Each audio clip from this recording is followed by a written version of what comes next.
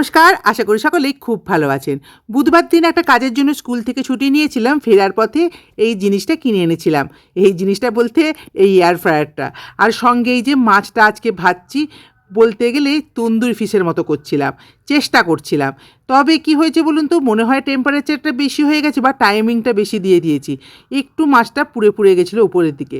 তবে লাস্ট পর্যন্ত যে মাছটা বেরোলো তাতে কিন্তু খেতে খুব একটা মন্দ হয়নি, ভালোই লেগেছিল। সবাই যা বললো আর কি। মাছ নিয়ে ব্যস্ত আর প্রতিমাদিও বা মাছ নিয়ে ব্যস্ত। এই যে মাথাটা ভাঙার জন্য যুদ্ধ করে চলেছে কখন থেকে, আর এদিকে মাথাও গরম হয়ে যাচ্ছে যতক্ষণ না ভাঙতে পারছে সে। এই যে মাছটা দেখুন, ওর এই যে ছালটাই না একটু পুড়ে গিয়েছিল, না হলে খেতে কিন্তু বেশ ভালো হয়েছিল। প্রতিমাদির মাথা এতটাই গরম ছিল যে পোঁচটা পর্যন্ত ভেঙে গেল, কারণ সে মাছ যে কেটেছিল তার উপর প্রচণ্ড রাগারাগি করছিল। মাছ খেয়ে আমার মেয়ে বলল খুব ভালো হয়েছে। এই মাছের ধোয়া থেকে শুরু করে সমস্তটাই বৃহস্পতিবারের ভিডিও। এই যে আমি আজকে রান্না করছি মাছের কালিয়া, আর হচ্ছে মাছের টক করব। রনির জন্য উঠিয়ে রেখেছি, মানে আমার ছেলের জন্য। তারপর আমি লঙ্কা দিয়ে দিলাম। এই প্রত্যেকটা তরকারিই ওকে খাওয়াই, তবে লঙ্কাটা আমরা পরেই দিই। টাও করে ফেলেছি ঢ্যাঁড়স আর রাঙা আলু দিয়ে। আমার মেয়ে আর তার বাবা টক খেতে খুব ভালোবাসে।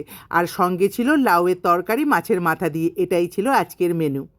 ছেলে ঘুম থেকে উঠেই বাবাকে নিয়ে বসে পড়েছে পাজলসগুলোর কম্পিটিশানে।